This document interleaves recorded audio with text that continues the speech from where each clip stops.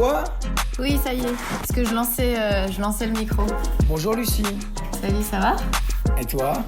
T'es bien rentrée de Strasbourg? Très bien rentrée. Un petit peu long, mais moins long qu'à l'aller.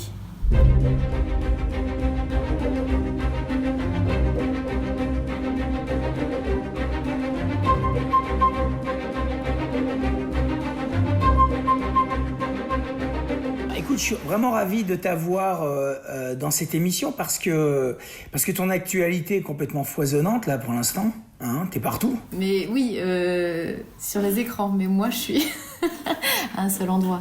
Là, t'es dans plein de sorties qui s'annoncent. T'es dans Hunted de Vincent Parronneau. Hunted, c'est un film d'horreur, on peut dire ça. C'est un film qui mélange plusieurs genres, je dirais. Vincent Parronneau est quelqu'un qui mixe énormément les genres. Please, what are you going to do with me? Nothing. Est-ce que tu peux nous raconter un peu le dispositif physique, en fait, du film? Le film, très vite, bascule dans la course-poursuite. Et donc, c'était énormément dans la forêt, de nuit. Moi, j'avais les mains attachées, bâillonnées pendant tout un moment. Et puis, pendant très longtemps, c'est de l'action. Donc, il y a quelque chose de très radical. J'avais l'impression, en fait, de recevoir des décharges à chaque fois qu'on disait action, parce que je devais vraiment y aller pleinement, en fait. Petit à petit, en fait, je devais partir dans l'animalité. Mais moi, en fait, c'est un truc que j'adore faire. En fait, j'aime énormément les choses physiques. Jouer la peur, c'est comme si je me faisais peur à moi-même, en fait. Le fait de me dire, ok, là, je vais pousser le cri le plus violent que j'ai jamais poussé de ma vie et faire vibrer ça dans mon corps. En fait, il y a quelque chose de jouissif.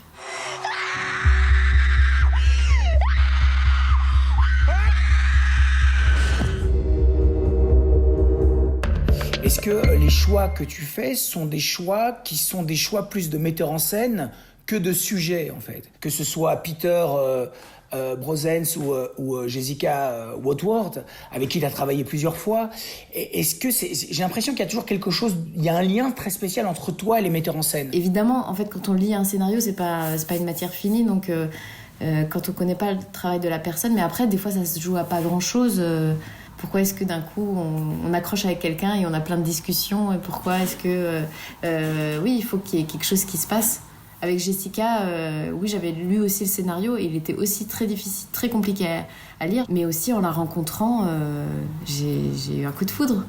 So, is this the new Europe? When wash and clean, while the men play cowboys in the woods? What is it exactly that you do for your king? I'm the palace press attaché. I'm supposed to manage his image. Comme quoi, ce sont des approches qui sont parfois très très différentes, quoi. Mais moi, effectivement, Anne et Raph, il n'y avait pas de scénario. Enfin, il y avait un séquencier, un traitement, mais j'ai pas eu vraiment de scénario. Guillaume Sénez, il fait pas lire son scénario aux acteurs. Je me retrouve, oui, donc dans des situations où il faut bien... il faut choisir autrement. Alors, tu parlais de Anne et Raph, donc on parle de Anne Siro et de Raphaël Balboni, qui ont fait ce film assez incroyable, qui s'appelle Une vie l'aimante. C'est bien de faire l'exercice. Oh, maman. Pour faire un enfant, faut faire l'exercice. Mais non. Tu dois tout commenter comme ça? Maman, c'est une place... Suzanne, c'est une place handicapée. Est-ce que tu peux me passer la passoire, maman? Oui. La passoire. Tu trouves pas qu'elle était un peu bizarre, ta mère? D'abord, c'est un film d'acteurs assez prodigieux, vous êtes tous assez remarquables dans ce film. Et il y a un dispositif scénique qui est encore une fois absolument remarquable. Et là, j'aimerais vraiment que tu nous parles un petit peu de la manière dont ils ont travaillé avec vous, les acteurs. Là, pour Une vie d'aimante, pendant un an avant, on s'est vus, je sais pas, une petite dizaine de fois pour répéter, entre guillemets, parce que c'était... ils nous proposaient en fait des situations donc, qui étaient dans le traitement, dans le séquencier, et ils nous demandaient d'improviser. Et à chaque fois, ils filmaient absolument toutes les répètes. Et ils montaient ce qu'on avait improvisé. Et après, sur le tournage, de nouveau, on est en impro sur les mêmes scènes. Donc, c'est des scènes qu'on a traversées et on a un passé avec nos personnages et les autres personnages. Et après, il suffit juste d'être dans le moment présent et et réagir à ce qui se passe. Là, maintenant, viens dans la cabane. Maman, je vais pas fumer. La maladie, elle va pas se stabiliser. Mais on va pas avoir un enfant maintenant, c'est le bordel. Mais c'est tout le temps le bordel, la vie c'est le bordel. C'est difficile d'en parler parce que effectivement, moi, il y a eu quelque chose de... je comprenais... Enfin, j'étais étonnée à quel point c'était facile, en fait. Je pense vraiment que le film va faire énormément parler de lui parce qu'il touche à quelque chose de simple et d'universel. C'est comme si, parce que ta mère était malade, on n'avait pas le droit de s'amuser, qu'on n'avait pas le droit de vivre, en fait. Moi, j'arrive pas à voir qu'elle est heureuse, j'arrive juste à voir que c'est plus elle. On va devoir se laisser, Lucie. Je te souhaite plein de bonnes choses. Merci beaucoup. Vraiment, merci de nous avoir accueillis chez toi. Avec grand plaisir, vraiment. À très vite, Lucie. À très vite, merci. Ciao. À présent, je vous laisse avec l'actualité cinéma et moi, je vous retrouve la semaine prochaine. Salut.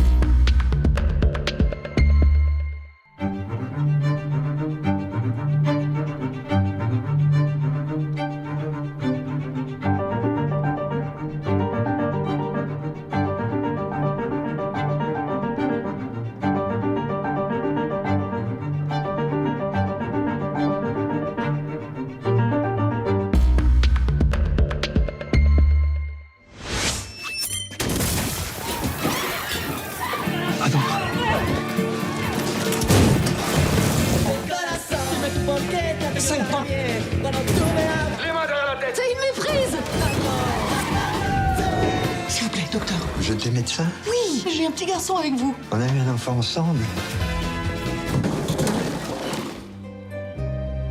Madame Trappé, comme toutes les brunes à tempérament, elle cherche la vie, l'énergie du positif. Elle cherche surtout son gamin. Et là encore, c'est une quête d'amour. Je t'aime. Ce sont les mots les plus importants à dire dans une vie. Afhandling. Daglig indtagelse af alkohol. Ja. Tilstræbt til konstant niveau på 0,5 promille. Med henblik på indsamling af evidens, om psykologiske og psykoretoriske følgevirkninger samt undersøgelse af forøget social og faglig ydeevne. Det er kun i arbejdstiden, vi drikker, ikke? Men det er jo ligesom Hemingway. Vi drikker ikke efter 8 og ikke i weekenden.